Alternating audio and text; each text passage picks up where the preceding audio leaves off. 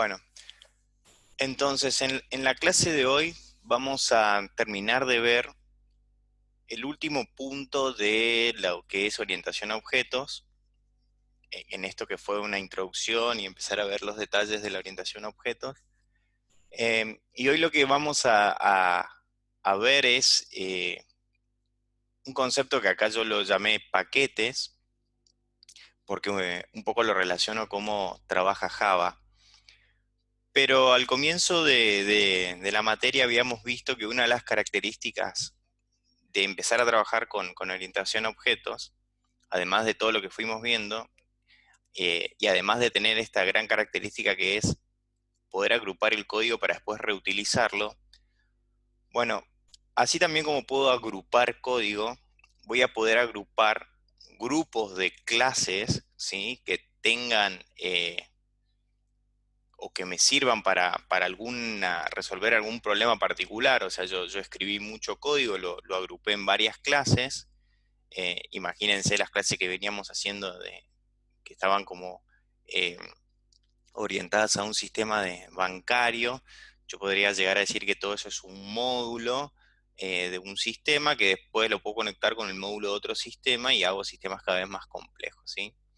Bueno, entonces, una forma de lograr eso es a través de paquetes o lo que yo acá coloco espacio de nombres, porque si ustedes utilizan otro lenguaje de programación que es el C Sharp, como siempre les digo, eh, en ese lenguaje de programación utilizan este concepto que se llama el espacio de nombres y en Java se conoce más como paquetes.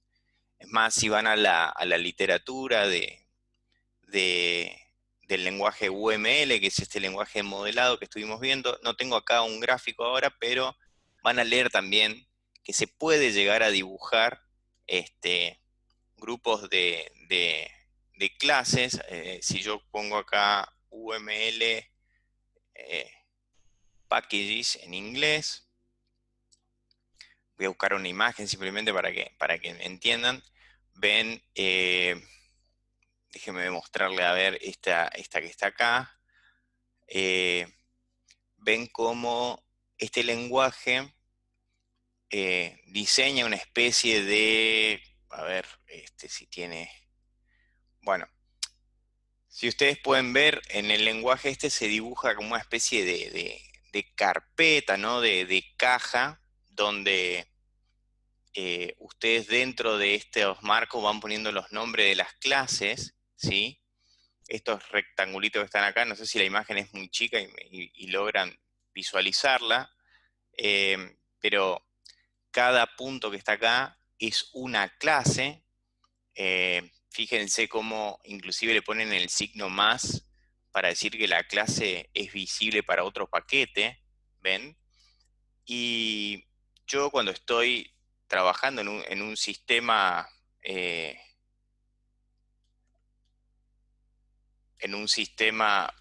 acá se me activó el zoom, perdón, a ver, esperen que se hizo el zoom. La barra del zoom está apareciendo en dos monitores, perdón.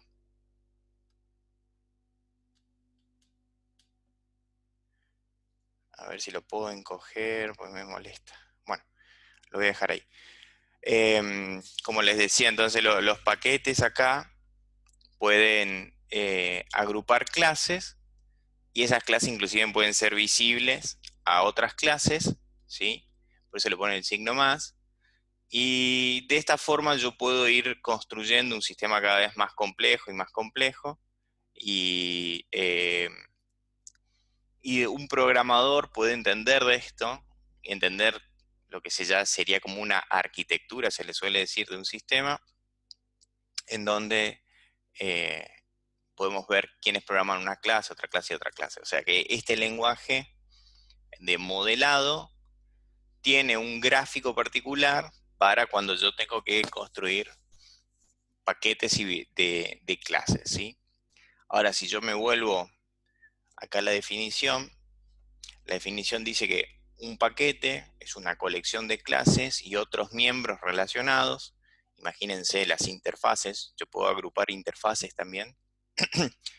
Acá dice como interfaces, errores, exception, anotaciones y enumeraciones, o sea, diferentes tipos que yo puedo, tipos de miembros que yo puedo definir en un lenguaje de programación.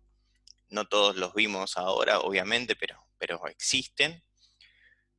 Los paquetes se usan para organizar clases y otros miembros relacionados, gestión de espacio de nombres, los namespaces. Cada paquete es un espacio de nombres, se suele decir de esa forma, o sea, para decir, tenés que utilizar el paquete Java Lang para hacer uso de ciertas funcionalidades o no, o sea, yo los referencio o los relaciono entre sí a través de su nombre de paquete, así como tengo un nombre de una clase, tengo un nombre de un paquete que me sirve para obtener todas las clases que están dentro del paquete, ¿sí? Punto 3 dice resolución de conflicto de nombres, por ejemplo, con.zzz.círculo, ¿sí? Y con.yyy.círculo se tratan como dos clases distintas.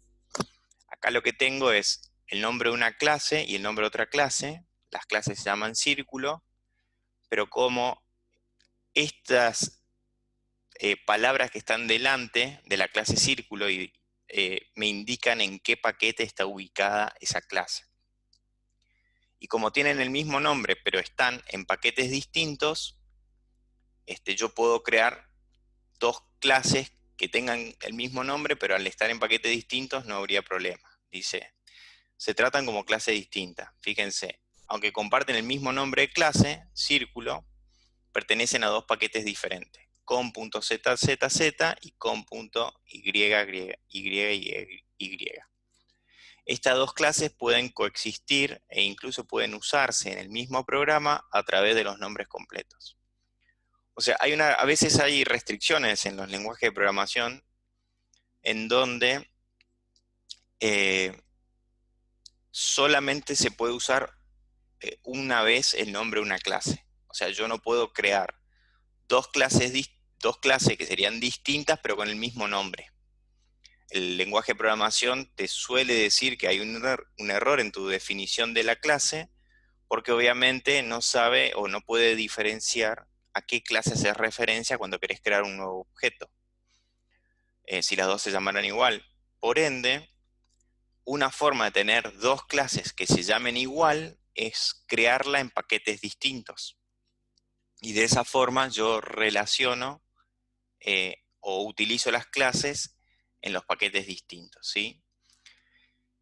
A ver si no lo puse acá, no, pero este formato de decir com.zzz, que empiece como .com, ¿no? Como una especie de, no le voy a decir página web, porque en realidad no es una página web, sino es esta forma de crear paquetes haciendo o siendo similar a cómo se organizan las URLs, o sea, las rutas de distintas páginas web. Es un formato que se estableció en Java para poder indicar paquetes de la misma forma en cómo se organizan las páginas web en el mundo, ¿sí? Empezando desde una especie de dominio global, que es el .com, y después direccionando hacia páginas más puntuales, ¿sí? Ustedes habrán escuchado, y si no les cuento, que ustedes cuando escriben la sigla de una página web, usualmente la última palabra que se escribe es .com, .ar y demás, que son los dominios, y usualmente para interpretar una página web, lo que hacen los navegadores es ir leyendo la URL de su página web desde atrás hacia adelante. Primero identifican en qué lugar del mundo está y después van accediendo hasta llegar a la página puntual. Para los humanos es más simple escribir cuál es la página web que quiero escribir y después decirle dónde se ubica, pero para los navegadores funciona a la inversa, ¿sí? Bueno, control de acceso dice, además de público y privado, pueden otorgarse otros tipos de visibilidades a estos paquetes y a las clases que están adentro, obviamente. Y en Java, este último punto, el punto 5, en Java existe la posibilidad de que yo compile o que agrupe todos esos conjuntos de clases en un nuevo tipo de archivo que se llama el JAR, ¿sí? O el Java Archive, o Archive, mejor dicho se lee, que es el archivo Java, ¿sí? Yo podría, a ver, ¿qué le pasa a esto? Bueno, no vamos a invertir mucho más tiempo en paquetes. Esperen que no puedo. Así, simplemente voy a abrir el IntelliJ y les voy a mostrar cómo se vería. Ustedes por ahí me pueden contar mientras tanto si ya vieron esto en la clase y en la clase del laboratorio 2, si pudieron ver cómo se manejan los paquetes y demás. Si lo habían escuchado nombrar o si vieron ejemplos.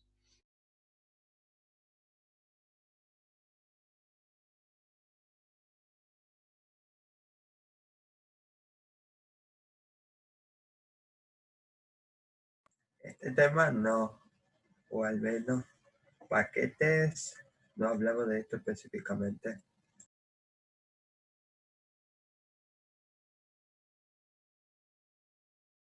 Bueno, yo acá tengo, bueno, entonces les termino contando.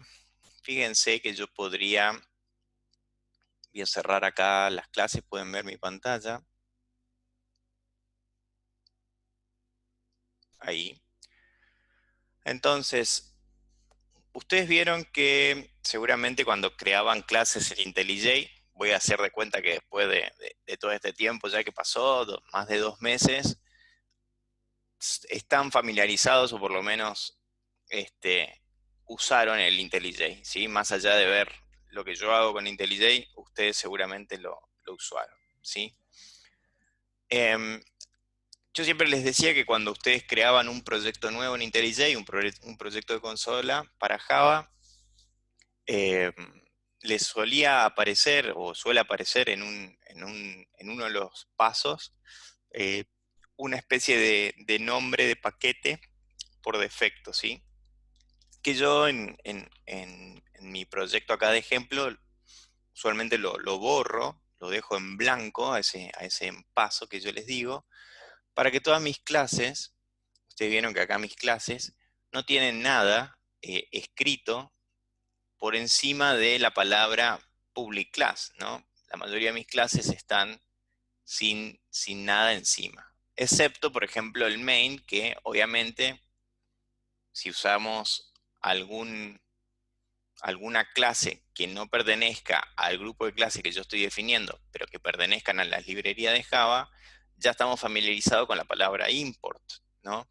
Justamente el import lo que hace es acceder al paquete, ¿sí? De Java, del conjunto de librerías de Java, para encontrar esto que está acá, que es la clase. Esta es la última palabra de mi paquete, es la clase que yo quiero usar. Por eso yo debo tener por acá creado el escáner, o en algún momento lo habremos creado, y por eso yo lo importé.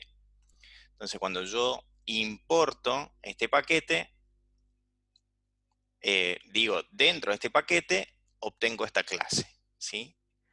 Entonces ustedes podrían también acá, haciendo clic derecho si quieren, pueden venir, hay una opción acá que dice package en inglés, ¿sí? Ustedes pueden crearse un paquete, pueden crearse el nombre que quieran, ¿sí? Los paquetes, la única restricción que tienen que tener con los paquetes es que no tengan espacios en blanco, ¿sí? No construyan paquetes con espacios en blanco, entonces yo podría crear mi paquete que se llame utils, ¿no? Si quieren, o bueno, en este caso, supónganse que estamos con un sistema bancario, yo podría llegar a decir que, que esto es para bank, ¿sí? Y me creo un paquete, que es como una carpetita, ¿ven? Dentro del paquete yo no tengo nada, lo que podría llegar a hacer es mover alguna clase acá adentro, Obviamente acá el editor del IntelliJ se queja porque me advierte que yo cuando voy a desplazar algo dentro del paquete me dice, bueno, vas a mover una clase que va a pasar a estar en una URL distinta. ¿Qué pasa acá?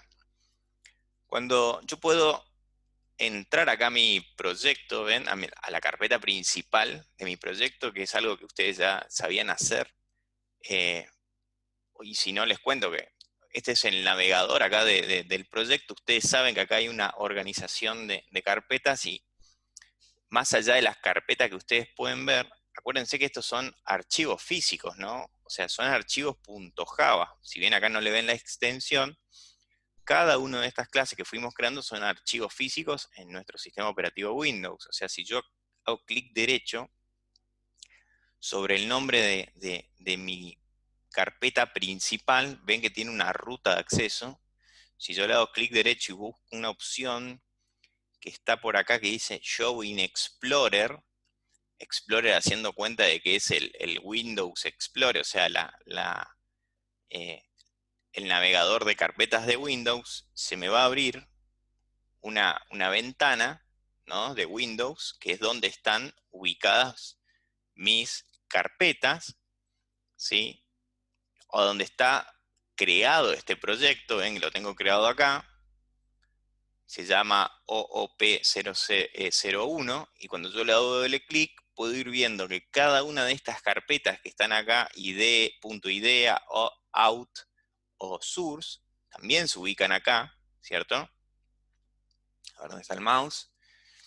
Y si yo ingreso a source, voy a ver que están todos mis archivos .java, que son los que se ubican acá como clases, ¿ven? Inclusive están en las interfaces y demás. Y cuando yo hice clic derecho y creé un paquete, ese paquete que se llama bank está creado acá como una carpeta de Windows, ¿sí? Por ende, esos paquetes que yo voy creando dentro del editor, del IntelliJ en este caso, se van construyendo también como una especie de organización física de mis carpetas y de mis archivos en el Windows, ¿sí? Entonces que el paquete en Java de alguna forma se mapea, por así decirlo, ¿no?, con las carpetas que yo tengo en el Windows. Entonces, si yo organizo mi código de tal forma que quiero mover carpetas a un paquete u otro paquete, lo que voy a estar haciendo es organizando también físicamente estos archivos. O sea, van a dejar de estar todos mis archivos en un solo lugar para pasar a estar en distintas carpetas. O sea, que cuando yo mueva esto acá adentro, lo que me está realmente advirtiendo, me está diciendo que esa clase, más allá de estar en este listado, va a pasar a estar físicamente dentro de la carpeta bank. Fíjense que yo le doy acá refactor, ¿sí? A ver, si me dejó, no. Duda. Ah, bueno, me sigue advirtiendo. Ahí está, bueno. Después de quejarse, igual lo movió. Fíjense, está acá adentro, ahora yo lo tengo acá adentro. Y lo que está haciendo el IntelliJ es, me dice, mira, vas a tener problemas porque esta clase deja de compilar. ¿Qué pasa? Account estaba antes fuera de los paquetes. Fíjense que ahora me dice que la clase account y agrega la palabra reservada acá, package bank. O sea, más allá de estar físicamente en otro lugar, o sea, si yo vuelvo a mi carpeta de Windows, voy a ver que no tengo la clase account acá y está dentro de la carpeta bank, ¿sí? Entonces, más allá de haber sido movido el archivo dentro de la carpeta bank, lo que también está pasando es que lógicamente ahora esta clase tiene una palabra reservada en Java, por ejemplo, que se llama package, y me dice cómo se llama el paquete donde fue a parar. El tema es que dentro de este paquete bank solo está la clase account y no están las clases cliente y banco, porque están fuera del paquete bank, o sea, están en el paquete base. Entonces ahora es como que no los puede encontrar, ¿sí? No los puede ver. Entonces, ahí es cuando, por eso me advertía el IntelliJ de que estas clases van a dejar de funcionar porque están fuera del paquete bank. Yo lo que puedo hacer es empezar a mover, si quiero, todo lo que necesito dentro de este paquete. Fíjense, voy a mover cliente. Me indica todos los lugares donde se la usa y demás. Fíjense, me dice, mirá, se la está usando acá, en main y demás. Le digo, sí, movela. ¿Ven? Y ahora cliente también tiene errores. Pero account, fíjense que ahora account dejó de tener el error porque encontró la clase cliente dentro del paquete bank. ¿Sí? Si yo quisiera solucionar este problema, te dice, mira, no puedo resolver qué es la palabra banco con mayúscula, que es la clase. Acá la ventanita, a ver si aparece, ahí, ¿ves? Te dice, vienen las opciones que te ofrece el IntelliJ para poder resolver este problema. Dice, mira, créate una clase propia, crea una enumeración, ¿ven? Es como que el IntelliJ te dice, a ver, te ayudo a tratar de resolver este problema. En realidad lo estoy provocando yo, ¿no? Estoy reacomodando mi código. Eso es un tema, ¿no? Al no estar en ningún paquete, estas clases es como que están en un paquete que se dice por default.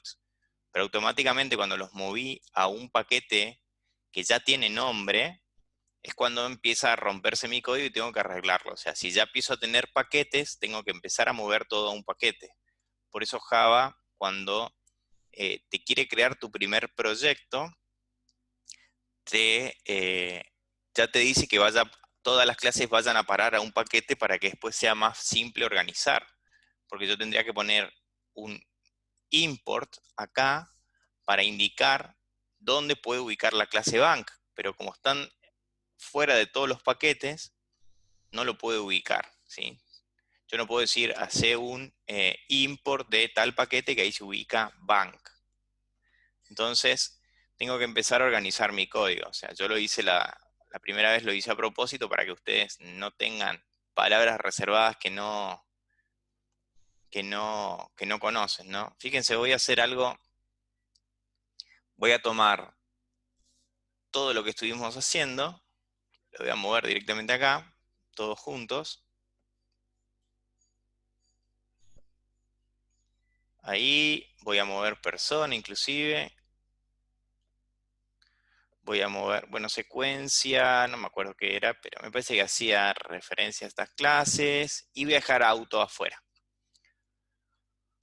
Bueno, ahí ahora ustedes pueden ver, voy a cerrar todo, que se dejó de quejar, o sea que no hay errores. Ahí lo cierro todo. No hay errores. Cada vez que yo le decía hacer refactor, fíjense que le dije hacer refactor y miren lo que pasó ahora. Vengo al main, que es la única clase que no... auto y main. Auto, como no tiene relación con ninguna otra clase, no se vio afectada. Y el main quedó fuera de todos los paquetes. Fíjense que no dice package XX o package bank. El main está fuera. Pero ahora tiene dos import. El del escáner que ya conocíamos y el IntelliJ, cuando yo le iba diciendo hacer refactor, me incluyó acá un import bank, ¿sí? Que está acá, que es el paquete, y le agrega un asterisco, punto asterisco. Esa es una forma que tiene Java de poder decir que quiere, dentro de esta clase, ver todas las clases que están dentro del paquete bank. Porque o sea, en vez de estar relacionando clase a clase con un import, por ejemplo, en vez de estar diciendo bank.cliente, bank.account, bank.director, lo que hace directamente es tomar el paquete, decirle punto, asterisco, y de esa forma le indica que quiere ver todas las clases que están dentro del paquete bank. Y de esa forma es más práctico porque escribo mucho menos código y puedo hacer uso de todas las clases públicas, eso también voy a aclarar. El hacer asterisco es decir que va a poder ver todas las clases que sean públicas, que se puedan usar, ¿sí? Obviamente, fíjense que ahora yo puedo venir acá, si quiero a source, para ya cerrar este tema, yo podría venir acá a source, fíjense, y crearme una nueva clase client, ¿ven? Entonces ahora tengo la clase client que está dentro del paquete bank y la clase client que está fuera del paquete bank, ¿cierto? Fíjense que ahora el main, acá, que está fuera del paquete bank, entra en una especie de conflicto otra vez, porque claro, él encuentra dos clases cliente. ¿Por qué?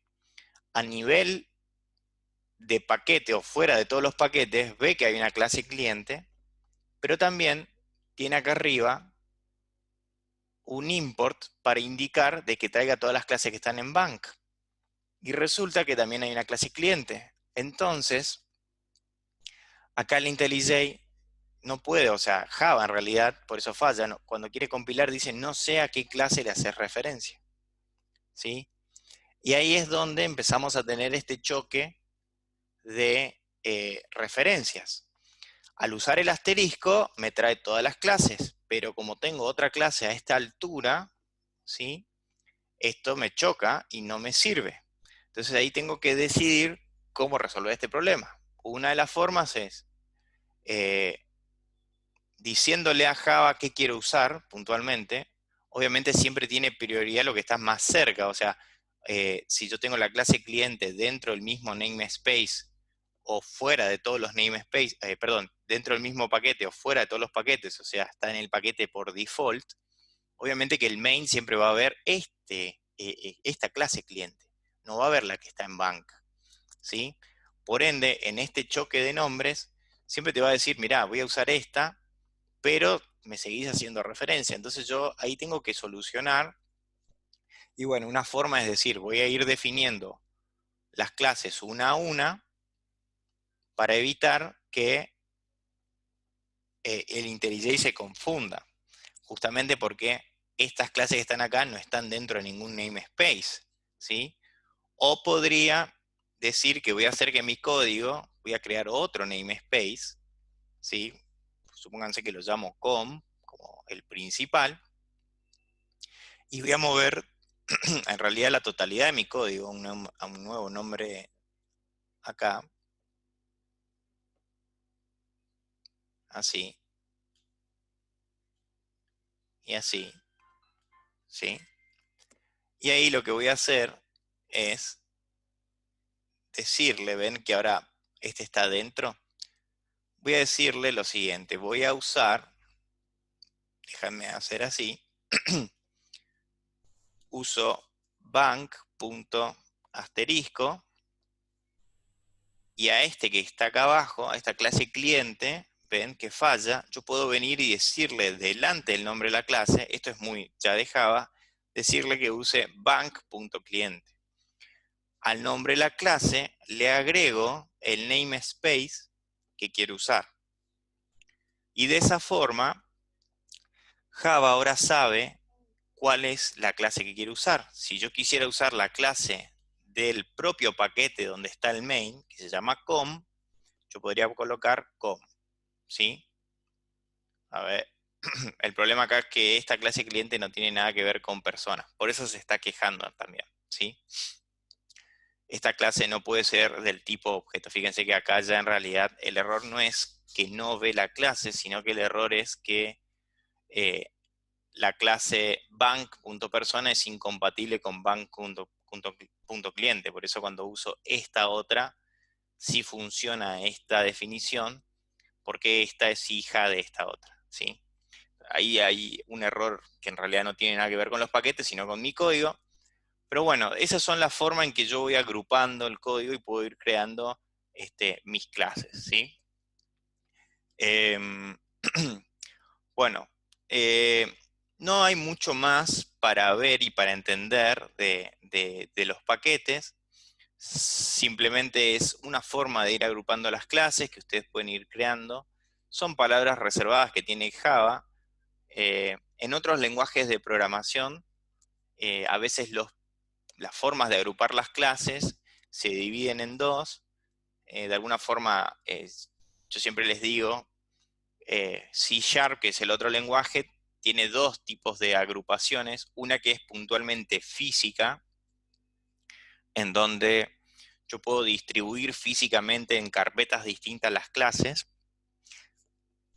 y a su vez puedo tener una distribución lógica, que es un poco más raro, pero yo podría crear dos carpetas distintas de Windows que tengan clases distintas, pero agruparlas lógicamente en un gran contenedor de clases. Entonces, no me importa si están distribuidas físicamente en carpetas distintas, yo puedo crear un contenedor de clases lógico, le pongo un nombre package, y resulta que esas clases van a estar también dentro del mismo grupo de nombres, por eso se llama namespace, ¿sí? Bueno, ¿alguna duda sobre este tema?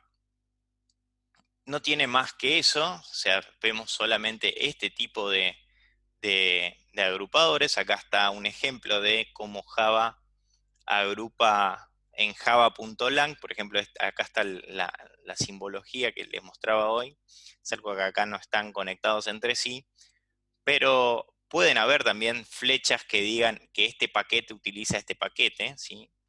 Ya no hay herencia de paquetes, sino que hay usos de paquetes, se dice, cuando yo estoy viendo las clases dentro de los paquetes. Y ahí puedo decir que el paquete, por ejemplo, mi paquete bank usa el paquete Java utils, lo usa porque quiere usar el escáner, ¿sí? Ahí van viendo, o sea, hay ejemplos de cómo hago referencias a Java utils, que es un paquete donde está ubicado el escáner. Entonces yo hago import Java util scanner, o sea, lo que ya estuvimos viendo, y de esa forma eh, puedo hacer uso de la clase. Y algo que van a leer en los libros, ¿no? O que les pueden preguntar a veces en una entrevista, es esto que se llama el fully qualified. En inglés se dice fully qualified, que es digamos, yo le suelo decir la ruta de acceso, a veces se le dice así, o la nomenclatura completa para ubicar una clase. Fíjense los dos ejemplos acá. Yo puedo usar una clase en Java haciendo un import, diciendo quiero usar la clase scanner y colocando un import de dónde se ubica la clase scanner y después la uso. O puedo evitar hacer este import y directamente en el nombre de la clase le escribo toda la ruta completa de acceso hasta dar con la clase. O sea, le digo al compilador, quiero usar la clase scanner que se ubica en java.utils.scanner. Fíjense que hace un new con toda la ruta de acceso directamente desde la clase. Bueno, esta forma de darle el nombre de acceso puntual hasta dar con la clase se llama el fully qualified name.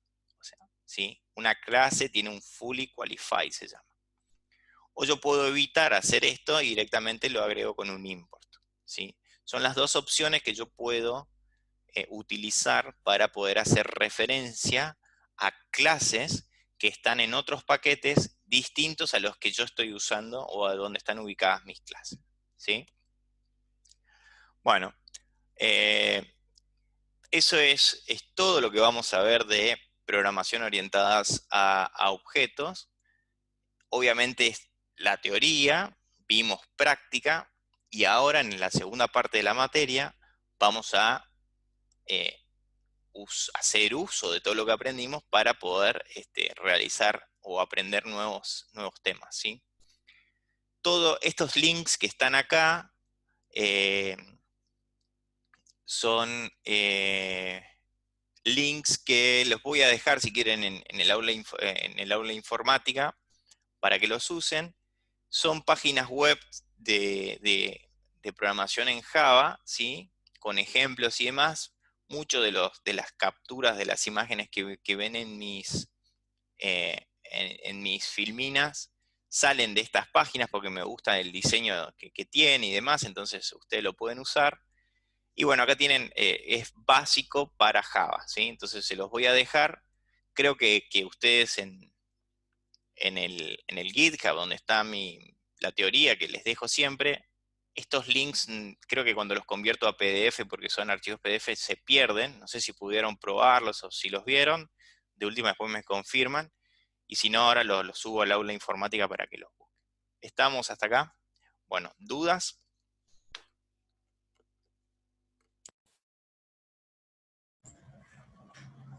No, profe, se entendió.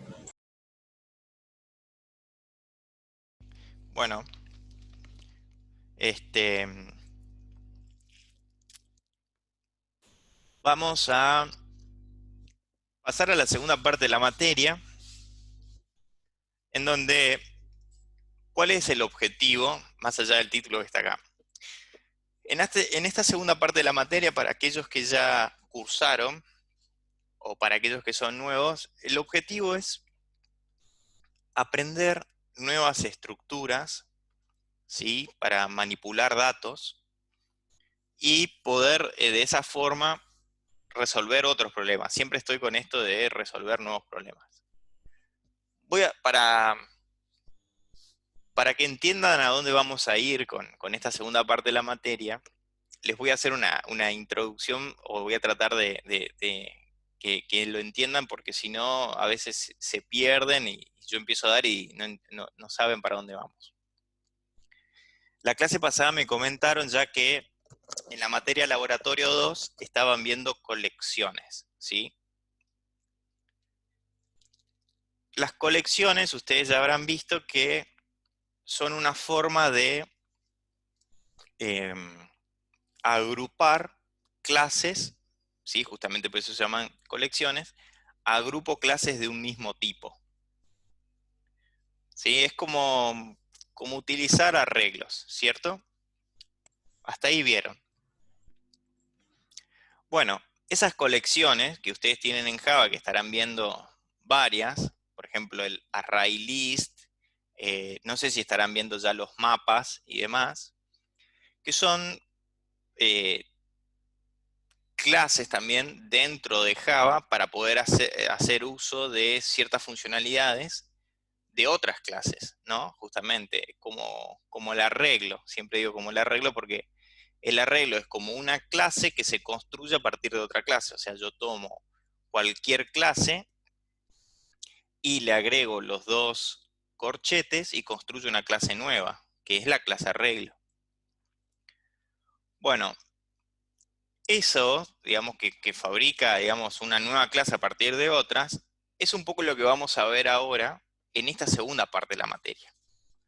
Vamos a aprender estos conceptos de construir estos nuevos, no le vamos a decir nuevas clases, porque en realidad no es que construyo nuevas clases, sino que construyo nuevos tipos de datos, ¿sí? Construyo un nuevo tipo de dato que sirve para ser utilizado con otros tipos de datos. O sea, el arreglo es un tipo de dato, el tipo de dato arreglo, que está construido sobre otros tipos de datos. Puedo crear un arreglo de los tipos enteros, de los tipos strings, o inclusive de algunas de las clases que yo ya vi, que yo construí previamente. Por ejemplo, puedo crear un arreglo de clientes, puedo crear un arreglo de cuentas, un arreglo de lo que sea. ¿Está? Entonces, esa capacidad que tienen los lenguajes de programación nos sirven, las utilizamos para resolver problemas, o sea, hacer un sistema en el cual yo no pueda tener n cantidad de algo, me complicaría bastante, porque en el mundo, cuando yo tengo que hacer un sistema, sí o sí tengo que diseñar seguramente algo que tenga una lista de cosas. Por ejemplo, como siempre le digo, te puedo tener una lista de clientes del banco, una lista de cuentas, tengo que saber manipularlas, tengo que poder encontrarlas y demás. Entonces, necesito conocer estas listas. Si bien ya sabemos qué son los arreglos y cómo se usan, también vimos sus desventajas, ¿no? Su principal desventaja es que para poder utilizar un arreglo tengo que saber su dimensión, tengo que saber su tamaño previo. Si no lo sé, puedo tener dos problemas. Uno es que lo defino con un tamaño muy pequeño y cuando cubra toda su capacidad, o sea, cuando ya lo complete, voy a tener que hacer alguna técnica para incrementarlo. Y si bien, por ejemplo, Java no permite cambiarle la dimensión a un arreglo, voy a estar en un problema porque tal vez voy a tener que como que reconstruir un arreglo más grande, mover todos los objetos que estaban en el arreglo más chico al más grande. Es una forma, por ejemplo, que tengo para solucionar ese problema. Y el otro problema que puedo tener con los arreglos es que puedo hacer lo contrario, o sea, definir un arreglo muy grande, eh, decirle al sistema operativo que reserve, o mejor dicho, la máquina de Java, decirle reserva mucho lugar en la memoria porque voy a usar mucho lugar y en realidad termino usando poco. Entonces hago una reserva muy grande de memoria y resulta que después el arreglo es muy pequeño. Y resulta que ahí también estoy desperdiciando mi capacidad de memoria. Entonces, para solventar estos dos tipos de problemas, se diseñó un nuevo tipo de dato dentro de Java que son las colecciones. Pero las colecciones en sí son clases que te dejan trabajar sobre otras clases. Yo construyo una colección de un tipo particular. Supongo que estarán viendo eso.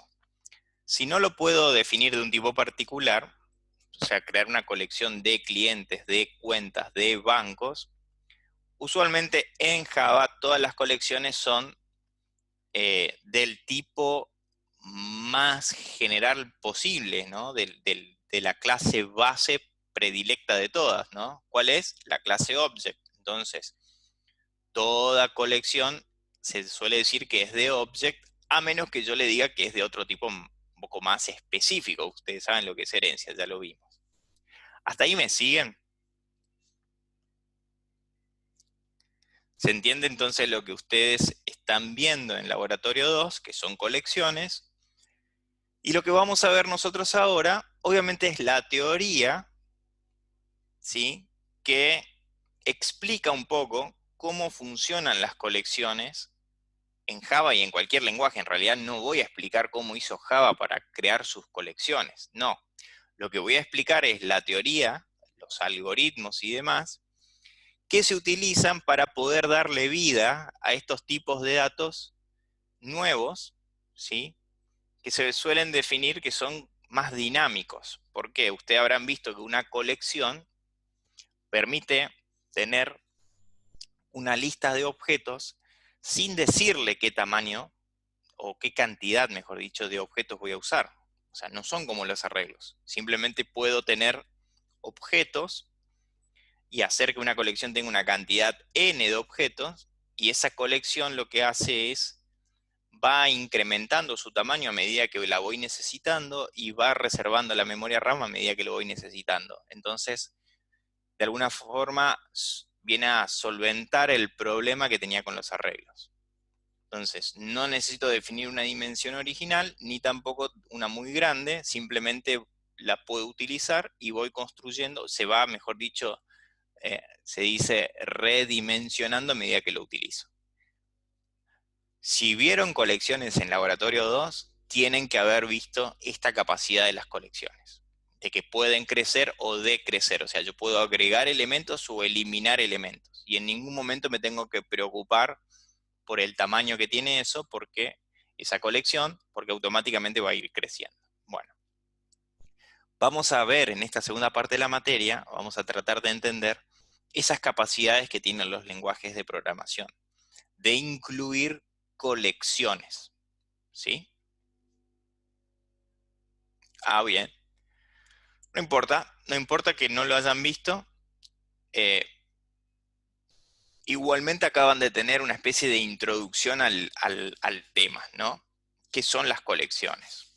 A ustedes, si bien yo no tengo una filmina para explicar los dos, porque no tengo una filmina para decir qué es arreglo y qué es colecciones, yo en la teoría, acá, no uso mucho la palabra colecciones porque ustedes ahora se van a dar cuenta que uso otras palabras que, si van a los libros de algoritmos, no van a ver colecciones de objetos. Si van a los libros de algoritmos, van a ver otra cosa, que se suele llamar listas, ¿sí?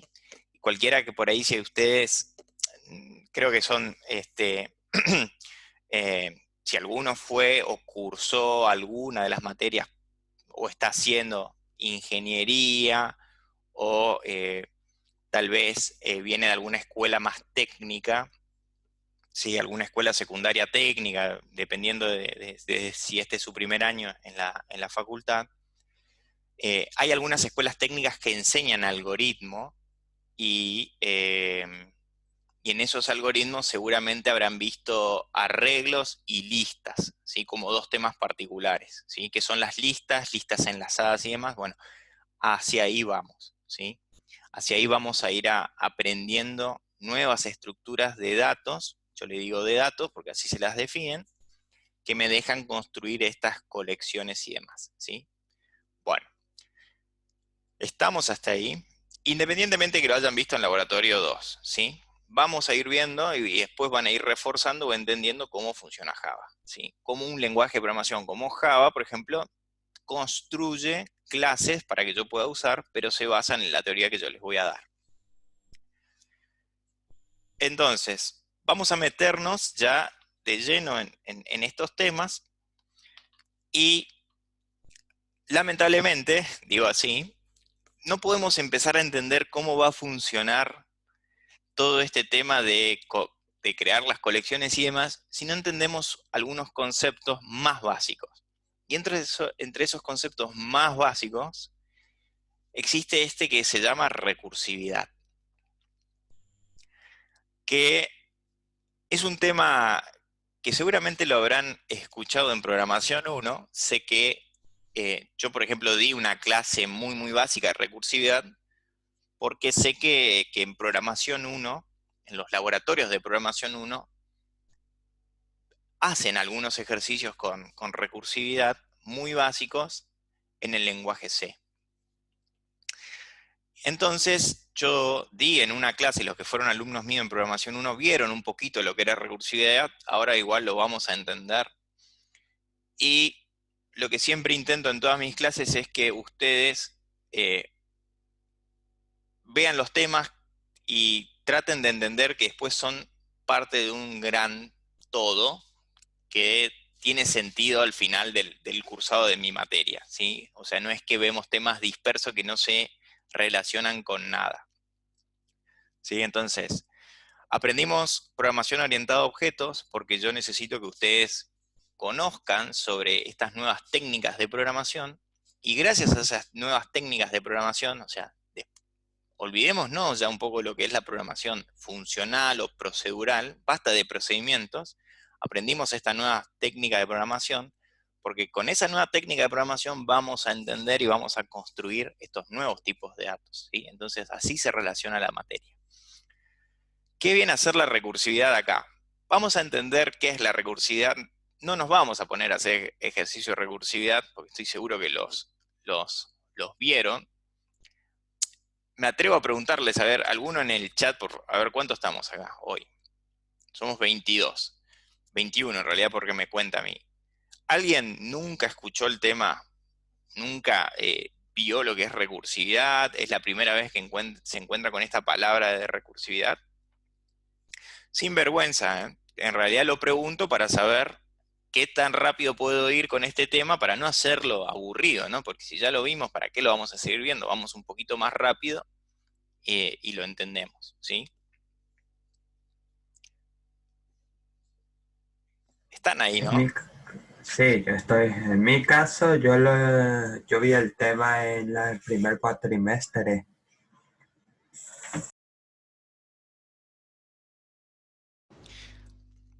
Sí, en realidad me gustaría que alguien me diga, profe, yo no lo conozco el tema y sepamos.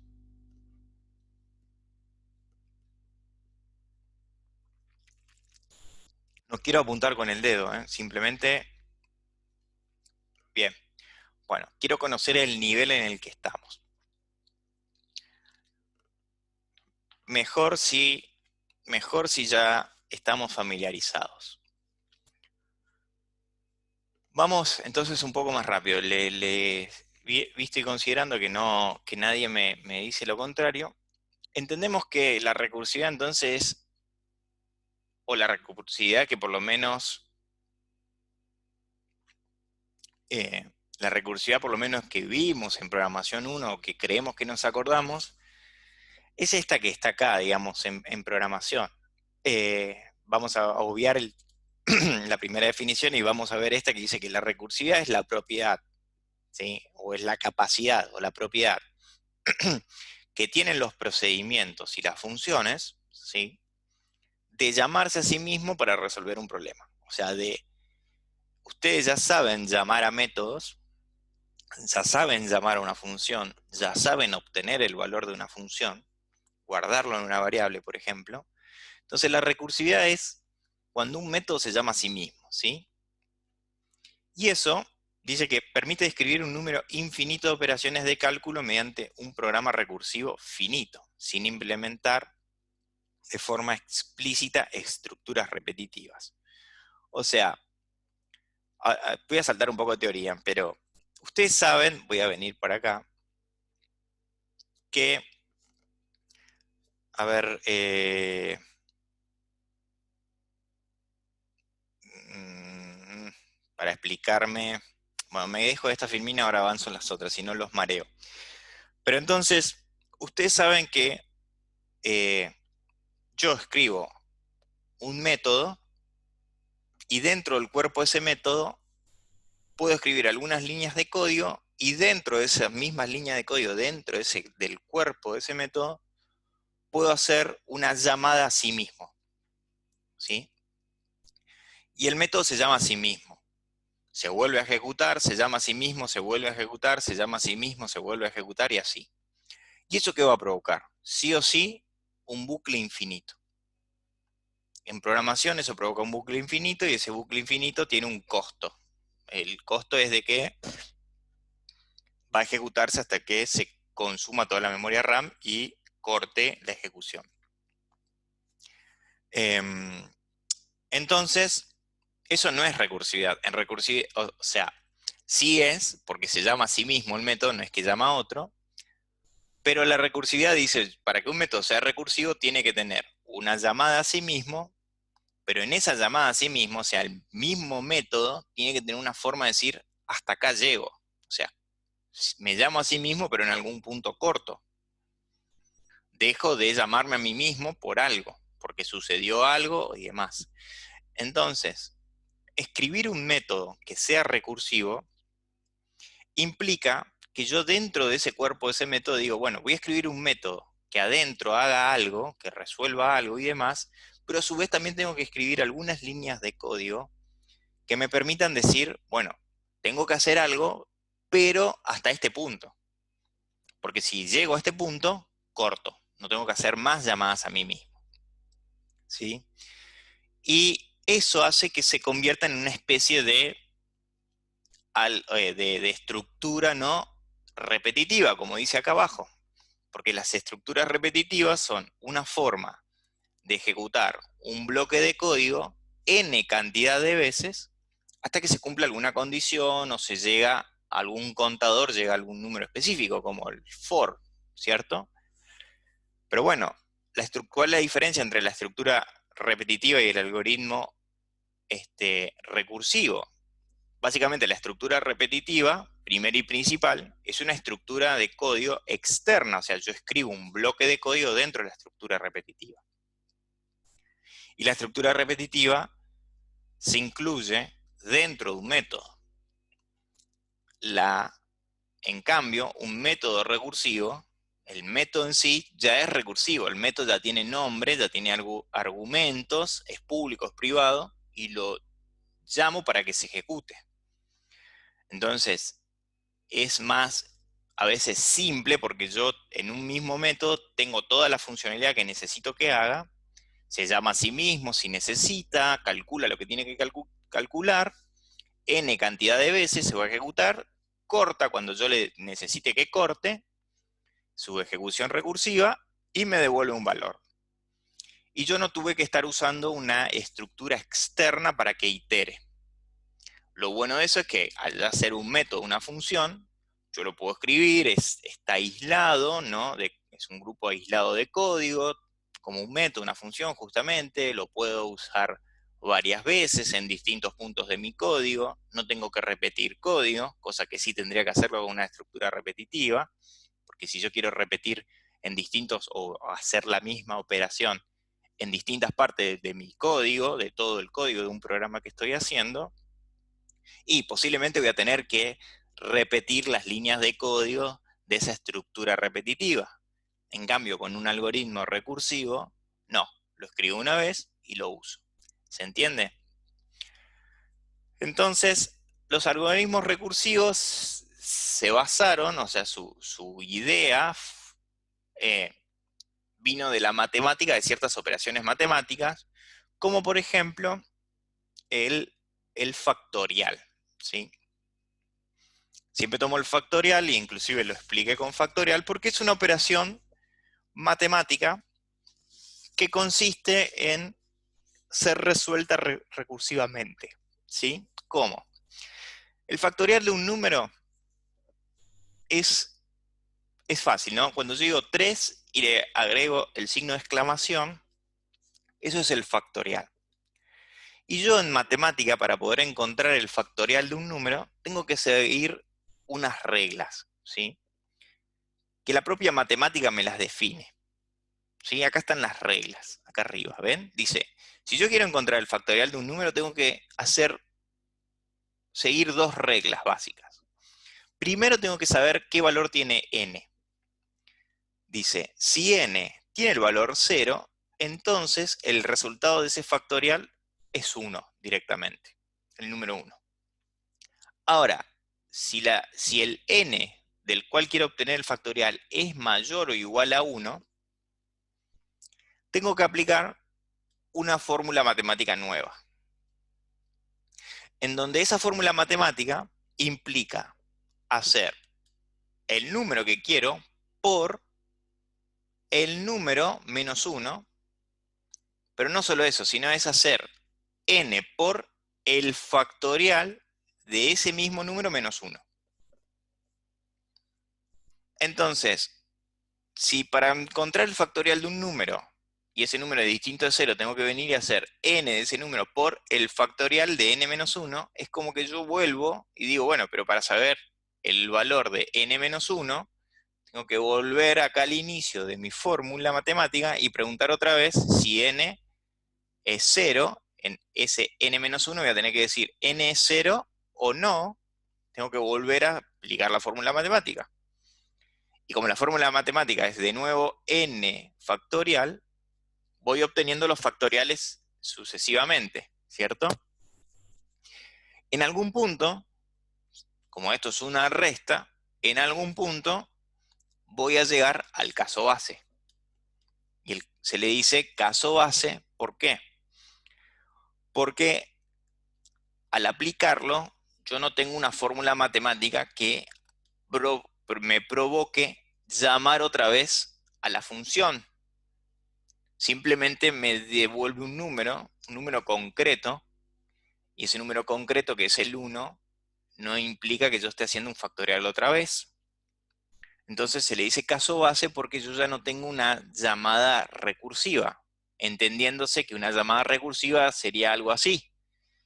Yo no puedo saber cuánto es el factorial de un número mayor a 1, porque siempre tengo que estar averiguando el factorial de n-1 y n-1. Entonces, si nos venimos acá abajo al ejemplo de cómo resolver el factorial de 3, yo si tuviera papel y lápiz, si tuviera que resolver esto, voy a ir reemplazando y aplicando esta fórmula matemática en cada uno de los pasos que tengo para llegar a un número.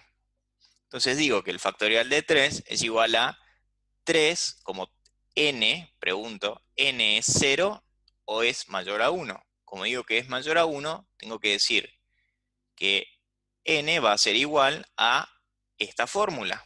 Entonces digo 3 por 3 menos 1 factorial. Perdón. Entonces paso al siguiente paso y digo, bueno, 3 por 3 menos 1, 2 factorial. 2 factorial es como que yo tenga de vuelta acá, 2 factorial. Vuelvo y aplico estas fórmulas matemáticas.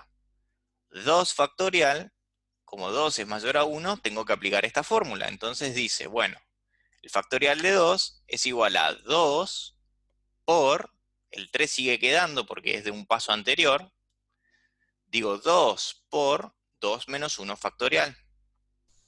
En el siguiente paso hago la resta y me queda 3 por 2 por 1 factorial. Pero 1 factorial es volver a aplicar la fórmula. Como n no es 0, es mayor o igual a 1, tengo que volver a aplicar la fórmula. Entonces digo 1 por 1 menos 1 factorial. El 3 y el 2 siguen quedando, que son de pasos anteriores. ¿Sí? Y así sucesivamente, ¿no? No es una clase de matemáticas, es una clase de programación, en serio. Pero ustedes pueden ir siguiendo hasta que llegan al caso base. 0 factorial. 0 factorial dice, si n es 0, vale 1. Entonces acá ya no tengo que volver a aplicar la fórmula matemática y me quedo con el 1. El 3, el 2 y el 1 son todos de pasos anteriores. Una vez que fui resolviendo todos estos valores, llegué al 1. Ya no tengo más casos donde tenga que volver a aplicar la fórmula de factorial. Entonces ahora me dedico, ya en el último punto, a hacer operaciones que ya puedo resolver sin hacer llamadas recursivas. Simplemente multiplicando. 3 por 2 por 1 por 1. Y eso me da 6. Entonces, el factorial, perdón que toco la pantalla sin querer. El factorial del número 3 implicó todos estos cálculos hasta dar con el 6. ¿Sí? Y para llegar al factorial de 3, para llegar a este 6, tuve que aplicar la misma fórmula de factorial para distintos números, o sea, para todos los números que son menores a 3. Esto que viene de la matemática es lo que yo, ahora sí, tengo representado acá como una función, ¿sí? Una función de programación que se llama factorial, que recibe como parámetro un número. No tengo el cuerpo de esta función, pero es una función matemática que, perdón, es una función de programación que entiendan que va a ser dentro de este código, dentro del código de esta función, voy a aplicar esta misma regla matemática. Entonces, si yo tuviera una función que se llama factorial y le paso como argumento el 3, lo que va a hacer es, la línea azul me va a mostrar las llamadas a sí mismo que hace esta función, y las líneas verdes me va a ir mostrando el resultado de cada paso que fue dando. El factorial de 3, para poder calcular el factorial de 3, sí o sí ya sabemos que tenemos que hacer el factorial de 2. Entonces, la función factorial de 3 se llama a sí mismo, pero ya con factorial de 2, o sea, hace 3 menos 1. Si yo quiero saber el factorial de 2, hago 2 menos 1, 1, factorial de 1. Como 1 es mayor a 0, según esta fórmula matemática, tengo que hacer una llamada a sí mismo, decir factorial, y digo 1 menos 1, factorial de 0. Como el factorial de 0 ya dice que es 1, devuelve 1. Como este factorial estaba esperando el factorial de 0 que le devolvió 1, dice que es 1 por 1. Porque acuérdense, es n por el factorial de n menos 1. Entonces, 1 por 1. Vuelve, y el factorial de 2 era 2 por el factorial de 1, que le devolvió 1. Vuelve al factorial de 3. El factorial de 3 era 3 por el factorial de 2, que le devolvió 2 como resultado. Y entonces vuelve y completa ya la última operación y retorna 6. ¿Sí? Entonces, en programación, yo hice la misma cantidad de llamadas que como se hace en matemática. Y dentro de este método factorial, voy a escribir código con algún lenguaje de programación, puede ser con Java, obviamente, donde aplico estas funciones, pero en código. Y estas funciones tienen que tener la lógica suficiente para llamarse a sí mismo, siempre restando un valor al argumento original y validando que si llego a 0, devuelva 1. Yo creo que acá no lo tengo al ejemplo escrito, pero déjeme ver, no lo tengo en el IntelliJ, pero ustedes seguramente en programación 1 habrán visto cómo escribir este ejemplo, ¿sí? No quiero ponerme a mirar el código de cómo se escribe este ejemplo porque se lo puede ver simplemente eh, en cualquier lado. O sea, si ustedes buscan el factorial hecho con Java lo van a entender. Lo que quiero acá es que recordemos de qué se trataba este tema de la recursividad en programación, ¿sí? Siempre se usa el factorial o métodos similares que devuelvan estos resultados, ¿sí? ¿Hasta acá me siguen? Perdón, no que devuelvan estos resultados, sino que eh, utilicen esta misma técnica de ir llamándose a sí mismo hasta dar con un caso base. Van a ir tan profundo como puedan, por así decirlo, hasta encontrar ese caso base, ¿sí? Hasta ahí me siguieron, ¿no? Sí.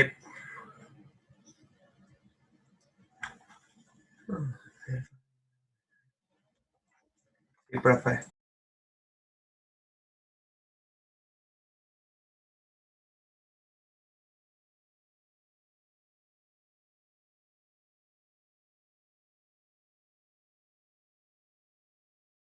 Bueno, entonces, hasta acá refrescamos un poco la memoria de lo que habíamos visto en laboratorio 1. Para aquel que no se acordaba, ya lo tiene presente. Pero bueno, ¿qué conseguimos con la recursividad? O sea, toda esa introducción que hablamos de los nuevos tipos de datos y demás, en realidad lo que vamos a hacer es venir a entender la recursividad, y ya vamos a ver la recursividad como dos cosas. A la recursividad la vamos a entender que hay una recursividad a nivel de funciones o procedimientos, que a su vez puede ser directa o indirecta. No tengo un ejemplo de indirecta, pero sí conocemos la directa, que es justamente la que estuvimos viendo. ¿A qué se llama recursividad directa? O sea, primero es de métodos y funciones. Lo que acabamos de ver de un método que se llama a sí mismo, que es la recursividad como la conocimos hasta ahora, ¿sí? Cuando digan recursividad es la capacidad que tiene un método de llamarse a sí mismo. Bien, eso es recursividad de métodos o funciones. Que sea directa quiere decir que yo llamo a mí mismo, ¿sí? Se llama el método a sí mismo hasta dar con el caso base. Existe un tipo de, se dice, recursividad indirecta, en donde yo puedo tener tal vez dos métodos distintos, pero uno resuelve algo y lo llama al otro con la resolución de ese valor. Ese otro método resuelve una parte más y le devuelve el resultado al primero, y así sucesivamente, y tengo recursividad, pero entre dos métodos que se van llamando, dos o n, pero son los mismos métodos que se van llamando uno a través del otro, y existe un caso base en cada método. Entonces, dependiendo de lo que yo quiero procesar, alguno de esos métodos va a cortar la recursividad. Es una técnica de recursividad donde se usan varios métodos porque tal vez necesite dividir la lógica de lo que sea que tenga que hacer con recursividad en más de un método, porque si lo hago todo en uno solo es muy complejo de entender o de poder resolver. Entonces, puedo tener una especie de recursividad entre varios métodos que se van llamando a sí mismos, y sigue siendo recursividad, ¿sí? Porque son llamadas entre esos métodos, entre ese grupo cerrado de métodos. Eh, no tengo un ejemplo, creo que lo di el año pasado. Si buscan en las filminas de programación 1 de recursividad, hay un ejemplo de recursividad indirecta, para saber si un número es par o impar utilizando dos métodos, ¿sí? Pero bueno, refrescamos la memoria y vimos este tipo de recursividad. El tema es que la recursividad es más amplia en programación y vamos a ver un nuevo tipo de recursividad que se dice recursividad a nivel de datos, ¿sí? O mejor dicho, una recursividad a nivel de las estructuras de datos que podemos tener en un lenguaje de programación. Ustedes saben que una estructura de datos, como vimos en Laboratorio 1, es, eh, es aquella capacidad que tenemos para almacenar información en un lenguaje de programación, ¿sí? ¿Cuál era la primera estructura que conocimos para almacenar información? Una variable. ¿Sí? Yo podía tener una estructura de datos que era la variable, otra estructura de datos que vimos posteriormente es el arreglo o las matrices. Son estructuras de datos porque yo guardo información temporalmente para que mi programa, cuando se está ejecutando, pueda recurrir a esos lugares y recuperar información para tal vez continuar con algún procesamiento, luego hacer algún otro procesamiento nuevo y demás. Pero no son algoritmos, ¿no? No es una estructura de algorítmica como un if, como un bloque repetitivo.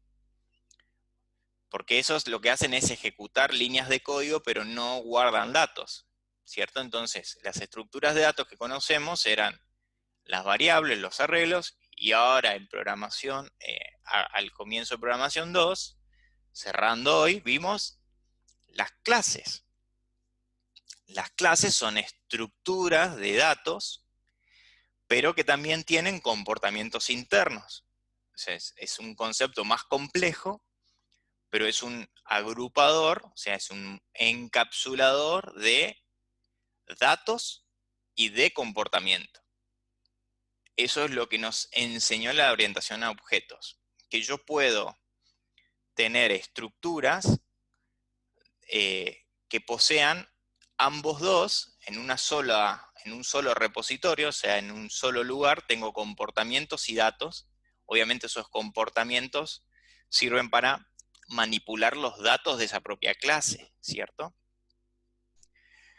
Que es la diferencia principal con una programación procedural, donde yo tengo métodos dispersos en mi código y esos métodos se usan para cualquier cosa, ¿no? O sea, yo no tengo como un control. Entonces, la programación orientada a objetos nos enseñó a organizar nuestro código para poder agrupar datos y comportamiento. Entonces, vamos a empezar a entender qué es la recursividad a nivel de datos. Y nos va a llevar, como dice la flecha acá, a entender qué es hacer una definición de datos recursiva. Ustedes saben lo que es definir una variable. Ustedes saben que simplemente colocan el tipo de dato, la variable, y después ya le pueden asignar valores. También saben definir un arreglo. Defino un nombre y digo que es un arreglo y le asigno valores. Y también saben construir una clase y después definir o de alguna forma instanciar una clase y obtener un objeto. ¿Sí?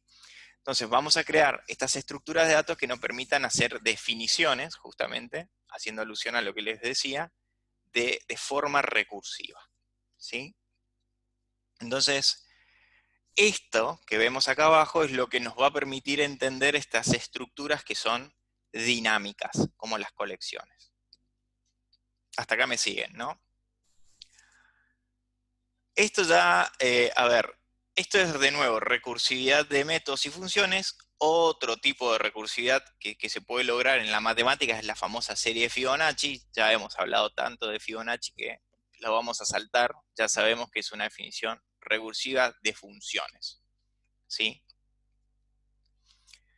Este es el mundo de Fibonacci, o sea, es un ejemplo de cómo obtener el número Fibonacci y acá se entiende lo que es una recursividad, ¿no?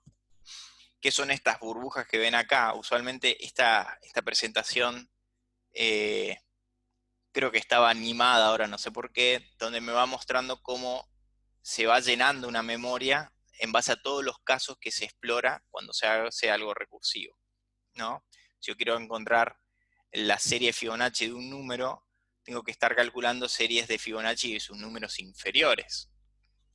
Pero lo que me muestra esta burbuja es que yo, para encontrar el valor del Fibonacci de 7, tengo que encontrar el de 5 y el de 6, pero el de 6 es también el de 5. Entonces, todo esto que está acá, todo este conjunto de burbujas, también se ubica acá. Entonces la recursividad, lo que me intentaba explicar este gráfico es que la recursividad es una especie de cálculo exponencial de muchos cálculos independientes que ocurren en mi código, que algunos están repetidos, muchos, fíjense que el de 4 aparece acá y aparece acá, son cálculos que se repiten una y otra vez y provocan que yo consuma mucha memoria RAM y cálculo de CPU para hacer recursividad, ¿sí? No quiero detenerme tanto. Miren, acá está el ejemplo que les hablaba de recursividad. Está un poco más... está explicado acá las características de la recursividad en sí, de funciones, ¿sí? Y de métodos. No me voy a detener mucho acá porque es lo que hablamos. Está bueno que ya lo tengan. O sea, ahora que me había olvidado que tenía estas filminas también acá, se ve que las dupliqué y las dejé, para que ustedes tengan todo esto disponible y no tengan que ir a buscar en filminas de años anteriores. Acá está las características de la recursividad funcional, cómo se compara con la iteración y demás. Pero en realidad ya me quiero empezar a concentrar en lo que es la recursividad de datos, porque esto ya lo vimos, ¿cierto? Así que ya, para ir cerrando la materia el día de hoy, voy a hacer una introducción al, si bien es un tema nuevo, tiene un título nuevo, va a ser algo que vamos a empezar a ver ya en profundidad la clase que viene, ¿sí? Pero para entender la recursividad de datos, ¿sí? Vamos a tener que no hablar de objetos, sino empezar a hablar de tipos abstractos de datos. O sea, si yo quiero construir estos nuevos tipos, estas colecciones o estos datos nuevos que van a hacer uso de la recursividad de datos, vamos a dejar de hablar de programación orientada a objetos, porque, de nuevo, eso es una técnica de programación que me va a servir para construir estos nuevos tipos de datos, ¿sí? ¿Qué son los tipos abstractos de datos? Son tipos donde, obviamente, como se apoyan en la programación orientada a objetos, voy a tener características de la programación orientada a objetos, y entre esos está la abstracción, o sea, ¿a qué hace referencia? Déjenme pasar un poco lo que es la teoría acá a entender qué es esa abstracción que voy a hacer. Fíjense, eh, a ver, esperen que acá mejor vamos a leer lo que está acá y ahí van a entender. ¿Qué voy a tratar de abstraer con estos tipos abstractos de datos? Lo que voy a tratar de obtener son nuevas estructuras. Voy a usar de nuevo el ejemplo del arreglo, ¿no? Yo tengo un tipo primitivo que es un entero, construyo un arreglo y tengo un nuevo tipo. Y ese nuevo tipo de dato en un lenguaje de programación tiene características particulares. Ya no es un tipo de dato entero, sino que tiene características particulares. O sea, primero y principal, tiene una dimensión, tiene un índice y lo puedo utilizar de otra forma a cómo utilizaría un simple entero, ¿cierto? Entonces, de alguna forma, yo sé que puedo construir un arreglo en Java y lo puedo trabajar tranquilamente en una estructura repetitiva, accediendo a sus valores a través de un índice y demás. ¿Cómo se hace todo eso internamente? O sea, ¿cómo hace un lenguaje de programación como Java que para que yo, como programador, tome un tipo entero, le agregue dos corchetes y eso se convierta en un nuevo tipo y que me sirva para hacer muchas otras cosas nuevas? ¿Cómo lo hace? La verdad, no lo sé. Y lo que hace Java por nosotros es abstraerme a mí como programador de todas esas cuestiones de fondo que provocan que un simple entero, cuando tiene dos corchetes, se convierta en un arreglo, ¿cierto? Entonces, ahí es donde entra este tema de la abstracción de vuelta, ¿no? Que es similar a la orientación a objetos. Yo puedo tener un tipo de dato que tenga procedimientos y funciones que los utilizo solo en ese tipo de datos. O sea, yo puedo hacer eh, llamar a la variable del arreglo con un índice y es solo una característica que tienen los arreglos. Yo no puedo hacer uso de índices para cualquier otro tipo de datos. Si no es un arreglo, no sirve. Es una característica particular del arreglo. Entonces, eso es lo que hace Java. Me abstrae, me construye un nuevo tipo de dato y obviamente yo como programador tengo que entender cómo usarlo. Bueno, hay una especie de abstracción y a su vez de parte mía como programador tengo que aprender a usarlo. Entonces, tengo nuevos procedimientos o funciones propios de ese tipo de dato, que es el arreglo. También tengo una abstracción de datos. ¿Por qué? Porque yo no sé cómo hace el arreglo, o sea, ni sé cómo lo hizo Java, para que yo, cuando diga entero corchete 5 y cierro el corchete, tengo 5 variables, ¿sí? Ahora tengo en realidad de una sola variable, voy a tener 5 o la cantidad que yo quiera, simplemente al definir una dimensión. No sé cómo hace Java para guardarlos, no sé cómo hace Java para setearle el valor, para leer el valor, no sé cómo lo hace. Está todo eh, encapsulado y hay una abstracción de cómo se manipulan esos datos, ¿sí? Entonces, los tipos abstractos de datos hacen ese tipo de alusión. Se parece mucho a lo que es programación orientada a objetos. Claro, porque acabo de decirles, el objeto en sí es una agrupación de eh, datos y funciones, ¿sí? Los tipos abstractos de datos tienen mucho en particular con la orientación a objetos. Tengo que aclararles una cosa. Los tipos abstractos de datos son más antiguos, en realidad, cuando ustedes aprendían, o cuando nos enseñaban programación, en tiempos anteriores, la orientación a objetos no estaba presente, y entonces a nosotros nos enseñaban a construir estos tipos abstractos de datos, a veces lo denominaban tipos definidos por el usuario. A veces vos leías los libros de programación y te decían, estos son tipos definidos por el usuario. Justamente eran los primeros pasos para poder crear eh, alguna especie de contenedor de datos y funciones, ¿sí? O de datos y procedimientos particulares para resolver algún problema, ¿sí? No era en sí la programación orientada a objetos que tenemos hoy en día, pero eran los primeros, como se les suele decir, baby steps. Van a leer a veces en los libros esa jerga, que me dejaban a mí tomar un lenguaje, tal vez no Java en esa época, o algún lenguaje de menor nivel que corría tal vez en un sistema operativo más viejo, y yo podía llegar a construirme algún tipo de dato nuevo que yo podía usarlo para resolver algún problema particular. A veces podías construirte como tipos de datos que te resuelvan eh, algunas operaciones, ¿sí? Inclusive calcular algunos valores matemáticos y demás.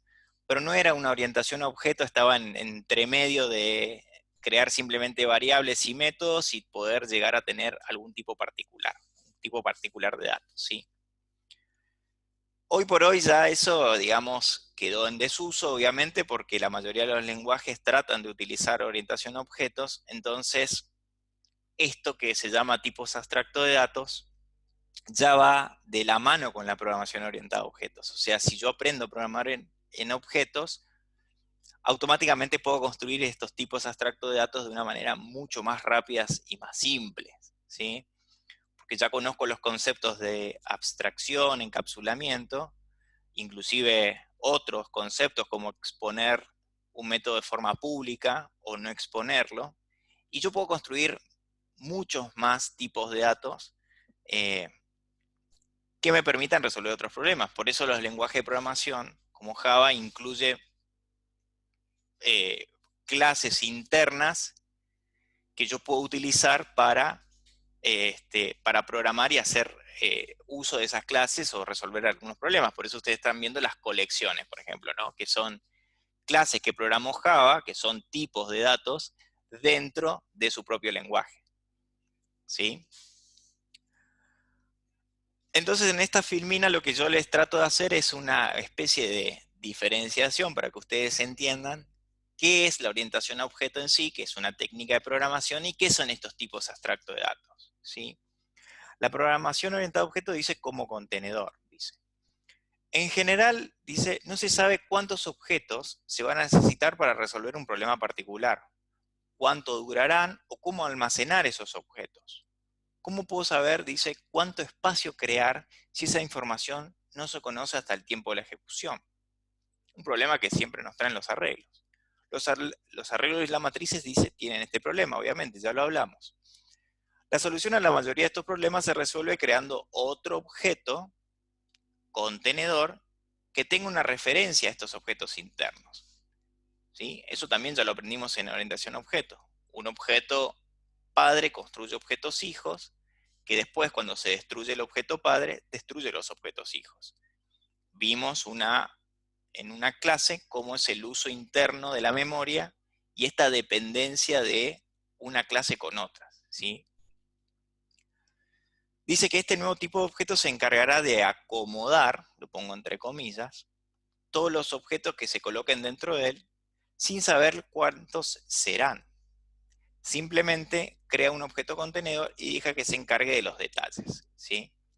Los contenedores proporcionan diferentes tipos de interfaces y comportamientos externos, además de permitir incluir operaciones que tienen diferentes eficiencias, ojo con la palabra, para diferentes operaciones. ¿Sí?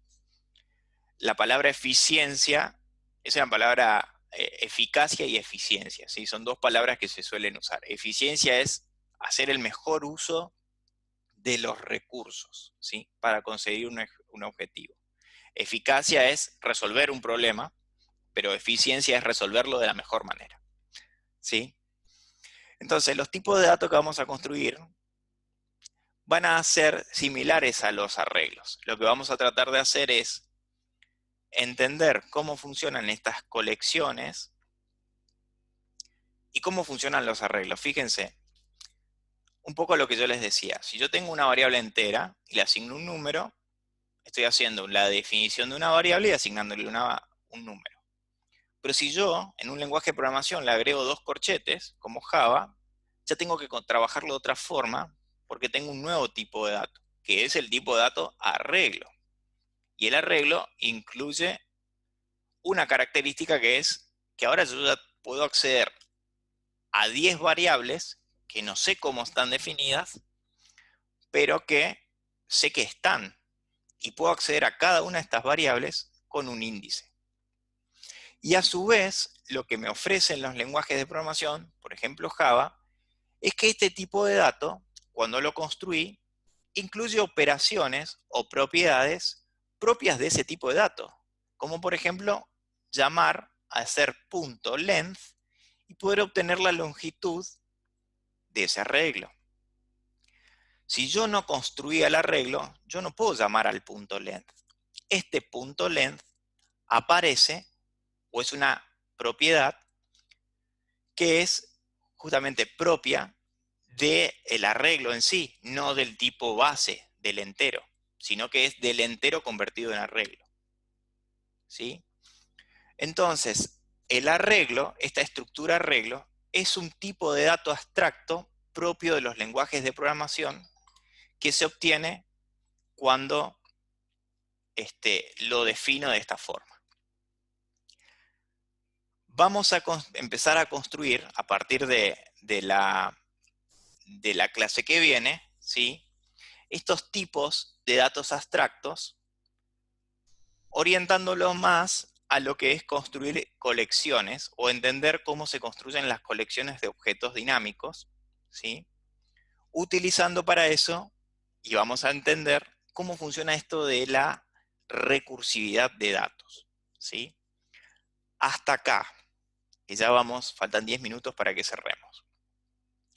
Hoy fue una clase de mucha teoría, pero me gustaría saber si tienen alguna duda, si les quedó alguna duda, de todo lo que fuimos viendo. Obviamente la clase que viene vamos a seguir, pero como introducción les, les dejo esta filmina que ustedes ya las tienen, donde vamos a entender entonces cómo empezar a construir estos tipos abstractos de datos que van a ser agrupaciones de otros tipos que ya conocemos, a los cuales le vamos a agregar cierta funcionalidad para ser utilizados, ¿sí? Al igual que un arreglo. Yo sé que puedo definir un entero, puedo definir una clase account o puedo definir una clase cliente, pero si le agrego dos llaves, dos corchetes, obtengo un arreglo con características particulares del arreglo. Bueno, lo mismo vamos a hacer ahora, vamos a aprender a construir estos tipos abstractos de datos para poder ser utilizados en nuestro código. Que si bien los lenguajes de programación como Java ya los tiene incluido como parte de su set, digamos, de clases internas. Pero bueno, acá vamos a entender la teoría de eso. A ver, no voy a decir se entendió. ¿Me expliqué a dónde quiero ir con esta segunda parte de la materia?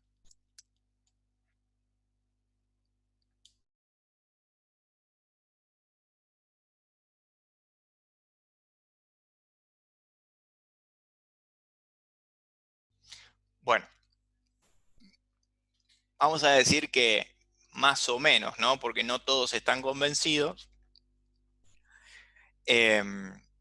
Si ustedes, ahora leímos un poco rápido todas las definiciones, pero si ustedes las reven o vuelven a mirar este video, van a poder ir revisándolas.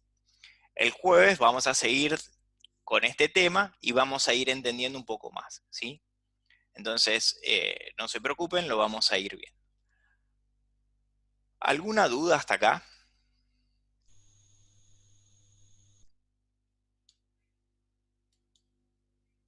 ¿No? Bueno,